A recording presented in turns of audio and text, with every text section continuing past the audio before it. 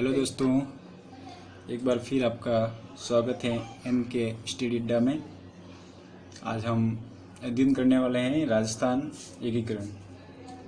तो सर्वप्रथम अपन राजस्थान एकीकरण का एक सामान्य परिचय करेंगे और कई बार यहाँ से भी हमको एग्ज़ाम में क्वेश्चंस देखने को मिलते हैं। सबसे पहले अपन अध्ययन करेंगे राजस्थान एकीकरण का सामान्य अध्ययन। तो राजस्थान एकीकरण में राजस्थान के बारे में सबसे पहले अध्ययन करेंगे। राजस्थान शब्द कब और कहाँ से कैसे आया। तो सर्वप्रथम 1800 में राजपूताना शब्द जॉर्ज थॉमस द्वारा एक मौखिक राजपूताना शब्द मौखिक रूप से प्रयोग सर जॉर्ज थॉमस ने 1800 में किया। ये मौखिक रूप से किया गया। उसके बाद 1805 में विलियम फ्रैंकलिन द्वारा एक पुस्तक लिखी गई। उसका नाम है मिलिट्री मेमोयर्स ऑफ जॉर्ज। इसमें सर्वप्रथम राजपूताना शब्द को अंकित किया गया, मतलब लिखित रूप में दिया गया। राजपूताना शब्द का लिखित रूप हमें कहाँ मिलता है? विलियम फ्रैंकलिन की book military memoirs of George में। उसके बाद सन 1829 में कर्नल जेम्स टोड, जिनको हम घोड़े वाले बाबा कहते हैं, वो कर्नल जेम्स टोड घोड़े वाले बाबा पीए बन के आए। पीए मतलब पॉलिटिकल एजेंट। राजस्थान में पीए बन के आए, पॉलिटिकल एजेंट बन के आए। तो राजस्थान इतिहास का जनक कर्नल जेम्स टोड को कहा जाता है। और साम्राज्यवादी व्यवस्था पर प्रकाश सर्वप्रथम किसने डाला है? कर्नल जेम्स टोड ने साम्राज्यवादी व्यवस्था पर प्रकाश डाला। और कर्नल जेम्स टोड ने एक पुस्तक लिखी, उसका नाम है annuls and antiquities of Rajasthan. क्या नाम है? Annuls and antiquities of Rajasthan. और इस पुस्तक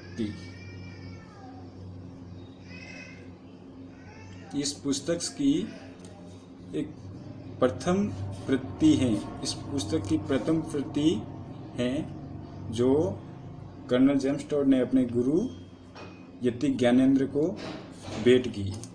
और ये क्वेश्चन 2015 में पटवार एग्जाम में आया हुआ है।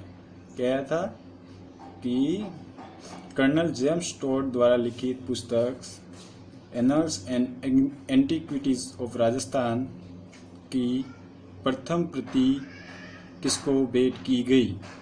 तो इसका आंसर था यति ज्ञानेंद्र, जो उनके गुरु थे। उसके बाद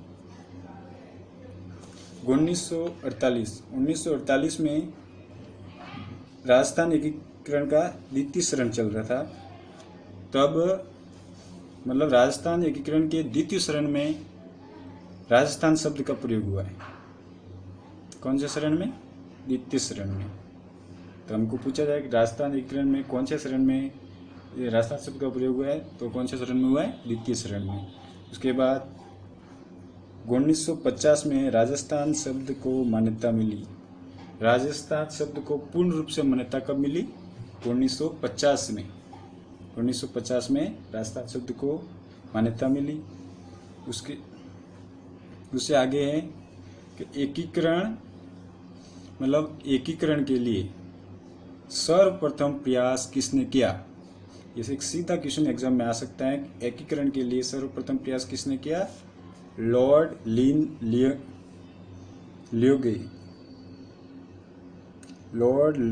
ल्योगो। इन्होंने 1939 में एकीकरण शब्द का प्रयास किया। और एकीकरण करने के लिए सर्वप्रथम किन रियासतों ने प्रयास किया? तो एकीकरण करने का प्रयास हमारे राजस्थान में 3 रियासतों ने सबसे पहले प्रयास किया था। उसमें है कोटा, डूंगरपुर और उदयपुर। कौन कौन सी 3 रियासतें? कोटा, डूंगरपुर, उदयपुर। और कोटा में प्रयास किया है भीम सिंह जी ने। उन्होंने हाड़ौती संघ बनाने का प्रयास किया। और डूंगरपुर में लक्ष्मण सिंह जी ने बांगड़ संघ बनाने का प्रयास किया। और उदयपुर में गोपाल सिंह ने मतलब एक अपना एकीकरण अस्तित्व बनाने के लिए उन्होंने एक अपना सलाहकार भी नियुक्त किया था। उसे पीएम कहा गया और वो थे के मुंशी सलाहकार। मतलब इनकी सलाह पर वो एकीकरण का करने जा रहे थे, पर इन तीनों द्वारा जो प्रयास किए गए वो असफल रहे। तो अपन को यहाँ से एक सीधा क्वेश्चन आ सकता है, राजस्थान एकीकरण से पहले एकीकरण का प्रयास किन रियासतों ने किया? तो उसमें ये तीनों आ सकती हैं, कोटा, डूंगरपुर और उदयपुर। और एक अन्य ऑप्शन आ सकता है तो नहीं किया, तो मतलब इन तीनों के अलावा जो भी आएगा वो नहीं किया है। ये हो गया, ये प्रयास किया था।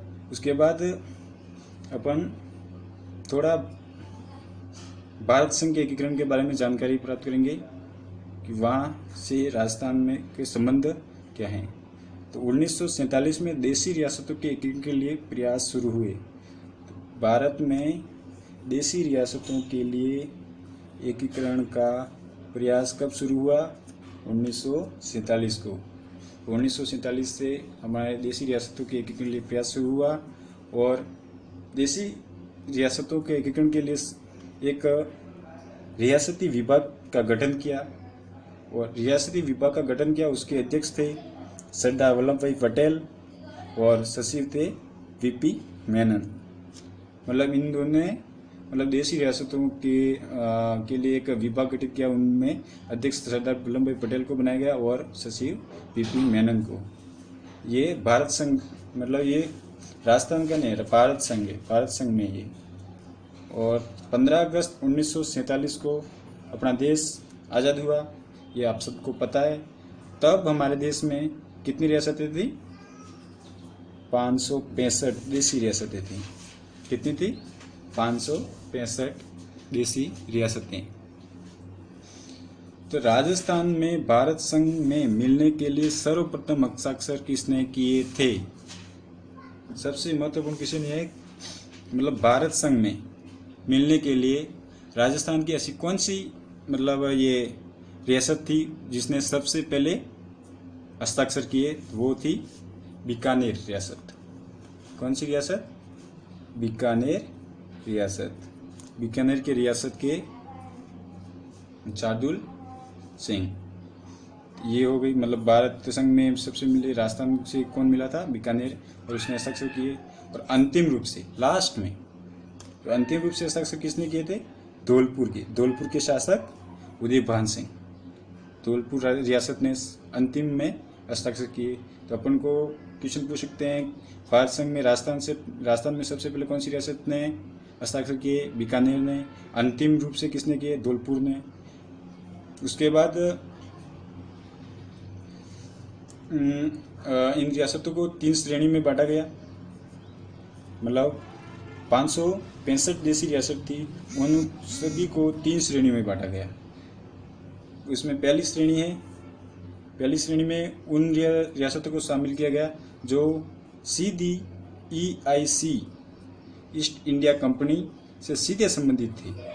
मतलब सीधा संबंध था ईस्ट इंडिया कंपनी से, वे एक श्रेणी में शामिल की गई। और उसमें प्रमुख कौन था? वहाँ का राज्यपाल। उनमें प्रमुख कौन होता था? राज्यपाल। और दूसरा होता है, दूसरी श्रेणी बी श्रेणी में उनको शामिल किया जो स्वतंत्र अस्तित्व, जो स्वतंत्र थी, किसी के अधीन नहीं, सब स्वतंत्र रहना थी। तो उसमें प्रमुख कौन होता था? राज्य प्रमुख। और तीसरा था केंद्र शासित प्रदेश। ये 3 श्रेणी में विभाजित किया था 565 रियासतों को। तो राजस्थान में कौन कौन सी श्रेणी थी? तो राजस्थान में केवल बी और सी ये दोनों ही श्रेणी थी, ए श्रेणी नहीं थी। तो राजस्थान में अपन को सीधा पूछा जाए राजस्थान में कौन सी श्रेणी सम्मिलित थी, तो इसमें है राजस्थान में केवल A+B श्रेणी थी।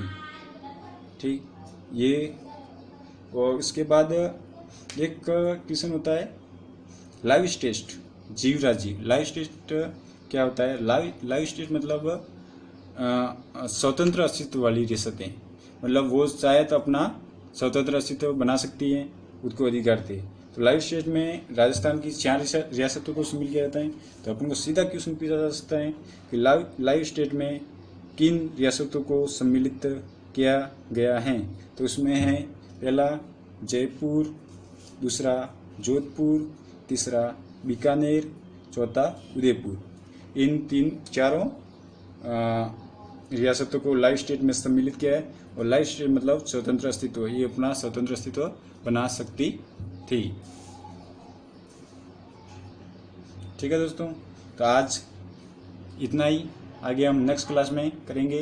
अगर आपको ये वीडियो पसंद आया होगा लाइक करें, शेयर करें और चैनल को सब्सक्राइब करें। धन्यवाद।